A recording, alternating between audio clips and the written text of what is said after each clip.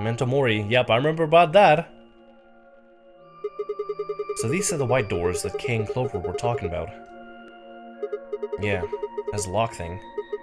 No question these are chromatic doors, I guess. So it seems. Ah! What did you... I've been here the whole time. Seriously?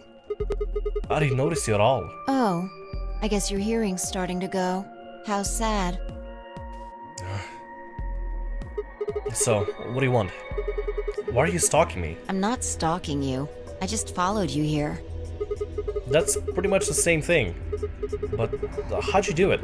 You're totally silent. Are you Batman? I already told you I'm not. Remember? Back in the AB room when we met? Yeah, actually. You also jumped super high, all the way up to the ceiling. Why is that? Right. Aren't you curious about that graffiti? Graffiti? Oh yeah, that. Memento Mori, if the ninth line ate the sun. Did a kid write that or what? Did a kid write that or what?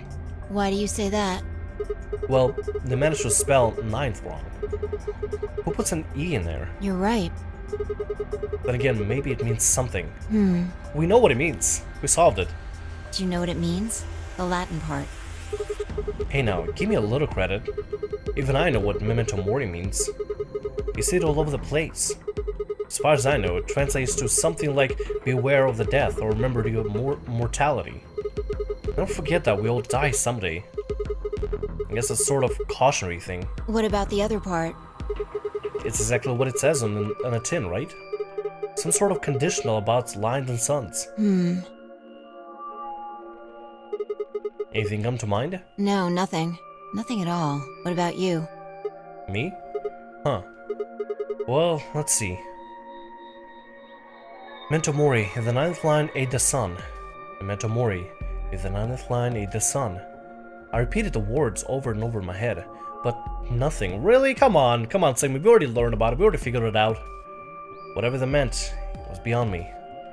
But perhaps phi. Latin. Huh? Don't you know Latin? Maybe you can figure more of it out. Well, I know a little. More than most people, I guess, but I'm not an expert. Then how do you know that phrase? Lapsum semel occasionem non ipsa potes Jupiter reprehendere. Oh, that. That's from, this. She unpinned the brooch on her chest as she spoke, held it out to me. Hesitated for a moment, then took it. Look at the back. I turned it over. Lapsum semel occasionem non ipsa potes Jupiter reprehendere. So I guess the I is pronounced like a J in Latin, huh? Yeah. What is this? A memento of my late mother. Well, I guess it's something like a memento. What does it mean? She died right after I was born. I was raised by foster parents and they told me where the brooch had come from. Apparently, it was the only thing my mother had left behind. What about your father? Don't have one. I guess you could say I was a bastard. I never saw his face, and I don't know his name. I don't even know if he's alive. Oh. Couldn't think of anything else to say, so I just handed her back the brooch. That phrase got to be almost like a prayer for me. Whenever I had to make a tough decision, I'd say it to myself. Sometimes I'd just repeat it over and over like a chant. Before long, I had it memorized. Got me interested in Latin, and I started studying the language. Lapsum semel occasionum non ipsi protest Jupiter reprehendere. Not even Jupiter can find a lost opportunity. Sounds nice, doesn't it? But it seems kind of funny now. I mean, look at us. We've done what Jupiter can't. We can find our lost opportunities. True. That's why I followed you here. I thought it would be a good idea to talk to you about all this. Alone. Yeah, I agree. There's something else we need to do too, though. Find the number 2 bomb. Exactly. So we should get going. I'm pretty sure the bomb isn't in here. There's nowhere to hide it. So... You saying we should go somewhere else? Yeah. Well, come on, don't just stand there. We need to get a move on. Without waiting for a reply, she turned and started toward one of the exits. I followed. Alright, take a lead. We'll see if we can find the bomb. Not sure where we can go at this point. I guess we could just go wherever possible. The garden, we already know there's a bomb in the garden, so there's no point in going there, at least I don't think. The treatment center? The archives. The archives, they do have a lot of books, so maybe we can find one of the bombs in the archives, but sure, for certain.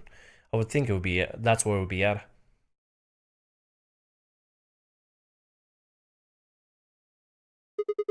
The archives. Good place to hide a bomb. Now where the hell do we start looking? I doubt it really matters.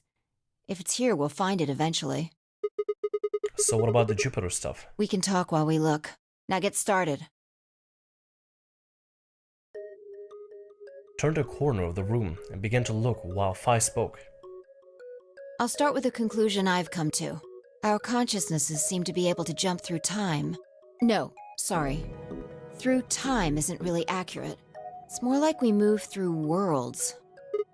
Worlds? Yes. I don't mean physical planets in this case. Talking about a whole different universe, really. Parallel worlds. What? Do you know about the many worlds interpretation? Well, kind of. I think I've heard of it once or twice. Oh, well, I'll just explain it. Let's say, I don't care what it is, but could you move? Huh? Scratch your head, cross your arms, put your hands on your hips. Anything? I had no idea what this was supposed to explain, but I did as she asked.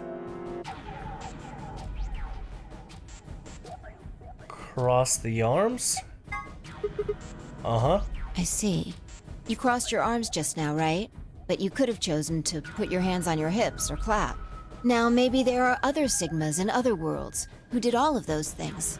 All of these worlds and realities are branching off from one another.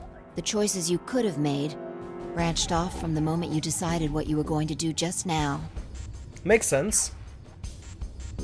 Every moment you make a decision, another universe branches off, on and on into infinity. Hey, that seems very similar to the flowchart that we had before, through all these other decisions that we had to go through before we could get to this particular point. Good lord. Each of those branches is an alternate world, a world where a version of you did something different. Haven't you ever thought about what life would have been like if you'd made different choices? What if you'd gone to this high school instead of that one? What if you hadn't started a study group? What if you hadn't told that girl you liked her? What if? What if? But are those what ifs really just what ifs? Or are there other worlds out there where you did those things? Well, then I feel bad for the Tham that never told the girls that he actually liked them. I feel bad for him. Missing out. Anyway, that's the many worlds interpretation in a nutshell. I've simplified it a lot. Doesn't have to be human actions, though. I just used your actions to make the explanation easier to grasp. The actions of a cat, the flight of a bee, the movement of a microorganism, even fluctuations in air temperature. All these can change history. Whoa, whoa, whoa, whoa. Hold on a second there.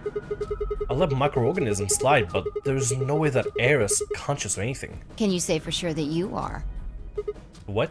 All of your actions are caused by the cells in your brain.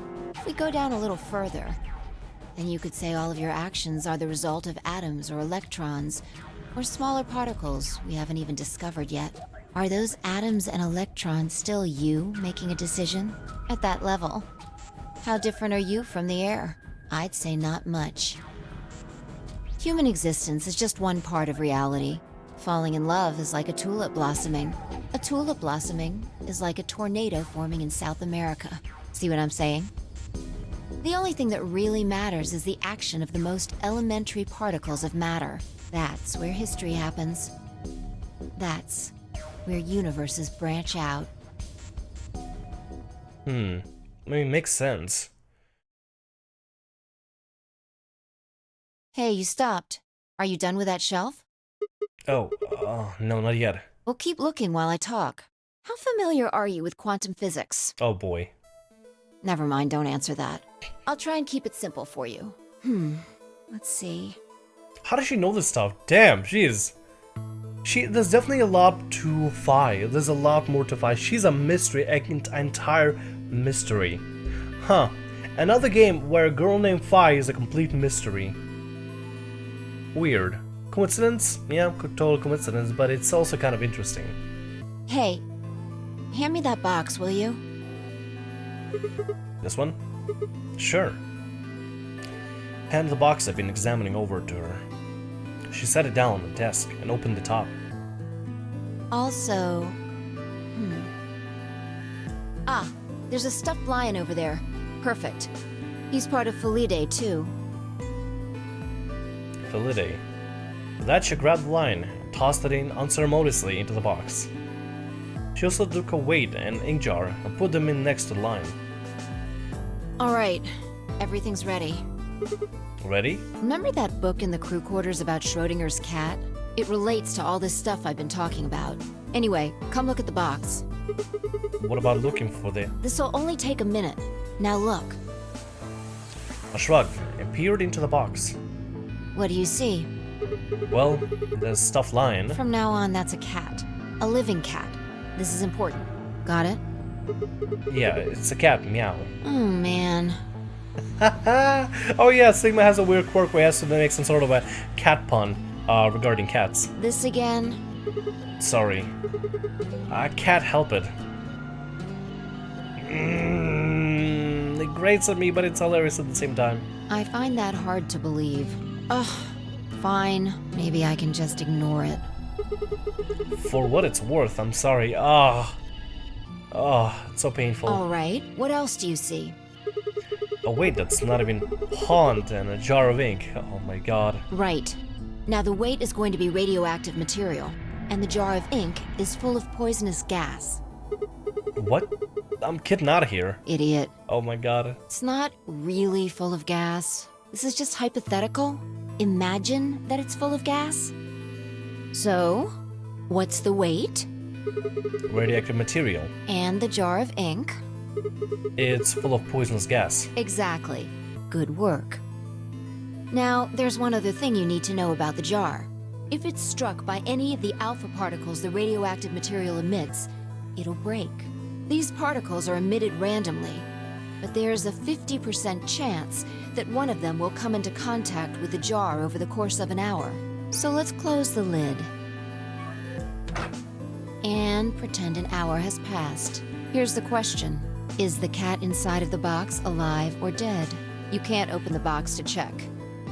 And you can't hit the box. Obviously, you can't shake it either. It's also been soundproofed, so the cat could be howling up a storm in there and you'd never know. Basically, you have no idea what's going on inside the box. Do you remember what happens if the alpha particles hit the jar? It breaks, gas fills the box, and the cat inhales it, and death will whisk her away. And what if the jar doesn't break? The cat lives to tell the tale. Haha. And what are the chances of either of those things happening? About 50%. Uh-huh. The cat puns, they hurt so good. So, what's your answer? Is the cat alive or dead? I can't possibly know. Then guess. It's not hard. Alive or dead? Dead? The world's a harsh place for a cat. I have a feline, the poor kitty is dead. Nope, you're wrong. It's alive? That's wrong too. Then what's the right answer? The answer is that it's in a state where it is neither dead nor alive. What? How does that make any sense? It's an extrapolation of something we see at the atomic level. We don't know if an atom is spinning upward or downward until we measure it. Before it's measured, those two possibilities coexist. But as soon as the measurement is taken, obviously, only one possibility is the truth. That's what's happening with the alpha particles. Since we can't know when they were emitted or where, we only know the probability that they'll impact the jar. Because we can't observe anything that's happening in the box, that becomes the entire system. In other words, the box is like the atom. We don't know how the cat's life or death situation has resolved itself until we look at it. Until we do, It's just a bunch of possibilities. Do you get it? If the cat in the box is possibilities. Then it's both alive and dead. Right. So, let's open the lid. And when we do, all the possibilities will collapse into a single truth. Makes sense. No, it made sense. I mean, after experiencing the first game and also dealing with Steins Gate as well, this is not like a foreign concept to me. Why are we going so sciencey with some of these games? We're going like science quantum physics kind of thing with these games as of recent. Why is it's a coincidence, entirely coincidental, but it works so well, eerily works well together, right? Am I not the only one here? Meow. Wow. What a relief, huh? Looks like the cat's alive. Anyway, that's Schrodinger's cat. The many worlds interpretation is one theory for explaining that weirdness. So there's another world out there where this cat died. Yeah, that's the idea. And that explains the quantum physics and world interpretation theory. Multiple world Looks like interpretation. that cat tick of yours cleared up. Yeah. Well, your story was pretty insane. Insane? You don't think so? Just the idea of something being alive and dead at the same time. And if the moment the lid is open determines whether or not the cat's dead, then it's almost like events in the future can determine the past. I mean, the cat doesn't die when you open the lid, so it must have already been dead. Exactly. You've experienced it, haven't you? What on earth are you talking about? Think back. Remember round 2 of the AB game? When you chose Betray, what was my vote? Ally. But what happened this time? I chose Ally and you chose Betray. Right. And both times, I put in my vote a full minute before the deadline. When did you push the button? Right before the deadline. I see.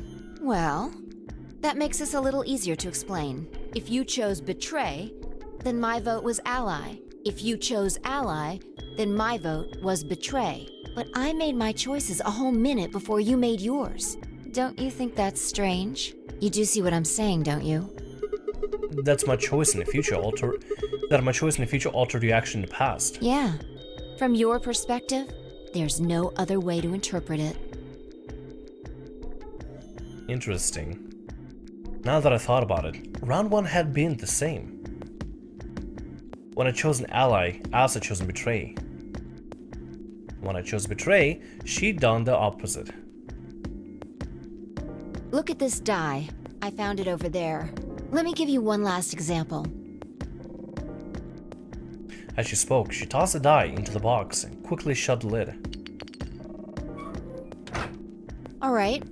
Answer this question. What number is the die on? 5? There's no way to know though. There's no way to know. There's 6 possibilities. The only way to know is by opening the lid and observing it. But otherwise, there's no way to know. It's not 5, is it? Okay. I'm going to open the lid. Good job. Whoa! You got it right. That was just a fluke. Was it? Huh? Let's think about what was going on before I opened the lid. What number was the die on? 5, of course. Haven't you been paying attention? The die is still a collection of atoms, isn't it? I don't think you can reasonably suggest that it was made of some different kind of matter. Wait, so you're saying that before you opened the lid, the die was on all the numbers? Uh-huh. That's one way to look at it, at least. And then when you opened the lid, it was just one number. Or it might have become that number when you declared which one it was. Huh? Wait, what do you mean? Your choice in the future has an effect on the past. That's crazy. I mean, I get what she's trying to go with. I completely understand what she's trying to go with. She's saying on an atomic level. Anyway, That's all I wanted to say. On the atomic level, we have no ability to figure out what the atoms are even doing unless we observe them or measure them. But otherwise, it could be doing anything at this point. I mean, with die, there's only 6 possibilities of which one's going to be on, and if you just don't look, toss the die in, close it, and you guess the number and open it, there's only 1 of 6 possibilities that can be available there. But on an atomic level, there could be any of the possibilities of whatever the hell the atoms are doing in there. And we don't know until... I mean, it makes sense. It makes sense. It's just like... I don't know. It's like there's something unsettling about it. There's something for me personally is a little bit unsettling about it. I get it. It's just a little bit unsettling just to even think about it. We got a little off topic there, but I think I made my point. Reality separates off into an infinite number of branches for each and every possibility. You and I seem to be able to jump from branch to branch. Of course, our bodies aren't doing the jumping. Our consciousnesses just sort of dive into other versions of ourselves in other worlds. Whoa. I think I get it now. That's how you knew my name, right? You jumped in front of the other world, in from another world. That's how you knew all those other things you shouldn't have known. Yeah. That makes sense. That's the best I can figure out, at least. Unfortunately, it seems like we don't retain all our memories when we jump. Maybe we only remember particularly important things. I'm not sure how it works. But whatever the reason, it seems to be fairly limited. And often, we don't seem to remember jumping at all. Things will just sort of pop up. That's why when someone asks us how we know X, and we all can think of us to say is, I just knew. Yeah. What's causing this then? I don't remember ever doing this before, so why would it start now? Morphogenetic fields, we learned about it in the first game, and that's so cool now that I finally getting to know this part. It's like, hey, I know this. If we knew that, I don't think we'd be having so much trouble. It's just... Just what? Well, I'm pretty sure it has to do with why we're locked up in here. There's no way this doesn't have something to do with whatever Zero Senior's trying to do. Why would he have left that Schrodinger's cat book in the crew quarters? You aren't kidding, are you? Maybe this is some sort of a huge Schrodinger's cat experiment. Oh god, Sigma. And all 9 of us are locked up inside the box, right meow? What if you've got it backwards? Backwards. We're outside of the box, and the rest of the world is inside. Then the moment we step out of this place. Yeah, we might be determining the history of the world outside. No way. Oh yeah, because there's no way to tell what's going on in the outside world unless we go and observe it. Damn! We are inside the box, y'all. We are... No, the world inside the box. The world is in the box right now. And so we're just thinking like, what's in the box? Oh my god. Oh god, that is... Oh, that's a lot to think about, y'all. It's a lot to think about. It's a lot to absorb all together and then rationalize it to be like, okay, that makes sense. Had 1,000 other questions, but before I could open my mouth to ask them. Somebody entered? Oh, good. Hi. There you are. Did something happen? Yes, we found it. Found what? What do you mean, what? What else could we find? The bomb. The other antimatter bomb. The number 2 bomb is in the control room. Wait, didn't we just come from the control room? Oh no, yeah, okay, I remember this. Yeah. This is the place. Is this it? Yeah. This is one of them, all right. It's number 2, apparently. Well, at least we found them all now. No. There could be more. Like Kay said, there might be a number 4 bomb out there. We have no way to know. Did you tell anyone else about it, Clover? Well, not really. But, I wasn't the first person to find it. Who was? Kay and Luna. After they found it, they came to the infirmary and told the rest of us. Who was in the infirmary? Everyone. Tenmyoji and Dio were there. So were Alice and Quark, of course. Although they were still asleep. So everyone who wasn't asleep knows about the bomb. I see. Yeah. There's nobody else here, though. Where did they all go? Right after we came here to look at the bomb, they all left. They were going to go look for you 2. What about Alice and Quark? They're the same. Still sleeping. We checked them out just to be sure, but they seemed fine. That's good. By now look at one another, let out a small sigh of relief. Oh, right. I checked everybody's bracelets when we were in the infirmary. Did you want to know what they were? Took her only a moment to explain. Alice was a green solo, and Quark was a blue solo. Dio's bracelet made him a yellow pair, and Thamriyell was a cyan pair. So, what are our options for groups? The next set of doors to open are going to be the white doors.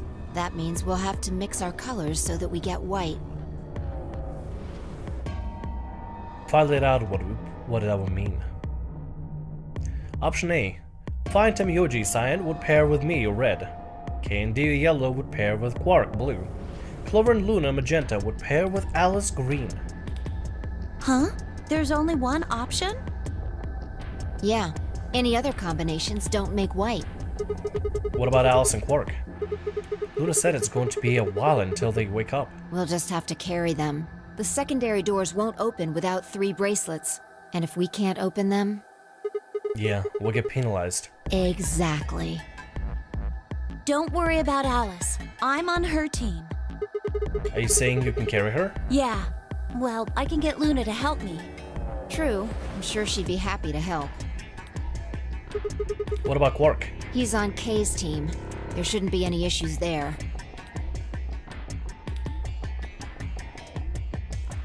Kay and Dio might do pretty well together. Yes, as a team. Well, we still need to figure out what we're going to do about this bomb. Alice said we should be safe as long as it's not triggered with the remote. Maybe, but we can't just leave them here forever. I mean, if they go off, then everything in like a couple 100 kilometers is gonna get fried.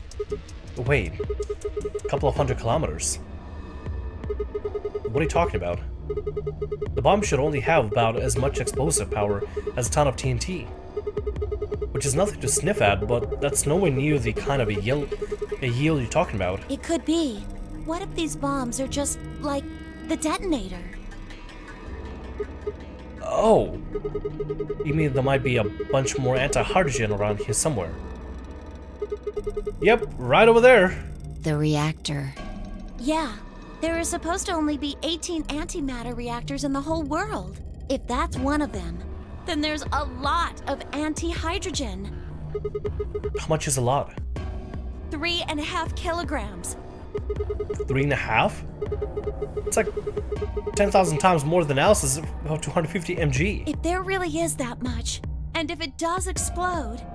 Then we would be looking at an explosion roughly 10,000 times more powerful than the bomb dropped on Hiroshima. Jesus Christ. No. That's insane. Just eradicate everything here. Wait, Clover, how did you know that? Know what? That stuff about antimatter reactors. Well, that's, during my training, they... Training for what? My job? Of course. I didn't realize the waitresses days need to memorize how many operational antimatter reactors there were worldwide. Or how much fuel each one of those reactors might be storing. You don't work at a cafe, do you? Did you hear about that from Alice? Yeah. Oh. Well, she's right then. Why are you using antimatter reactors at a cafe? That's, what we call the coffee machines. What? Are you fucking with me? I'm telling you the truth. I work at a cafe. It just might, be a kind of fake job to divert attention. I think they call it a cover. What? Then what's your real job?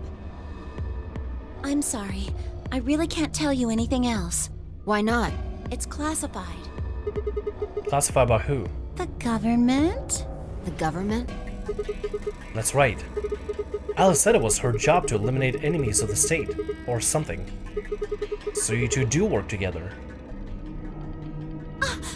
Oh no! Check your bracelets. How much time do we have left?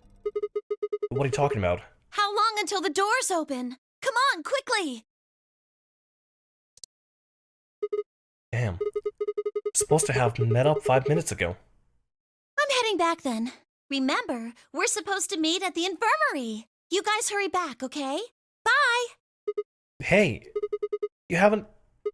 Damn it. Well, Sigma will eventually remember what they were part of, and she's gone. It's the SOIC? No, the SOIS, right? Was it the SOIS or the SOIC? It's... I know the SOI acronym, I just don't remember if it was S or C at the end. It was some sort of a defense committee, I think? I think it's SOIC, the committee. Fine. She's right, you know. Need to get going. Hold on. I need to check something really quick. What? What you checking? About the bomb? About the reactor? The infirmary? Oh no, she did something. Not sure what.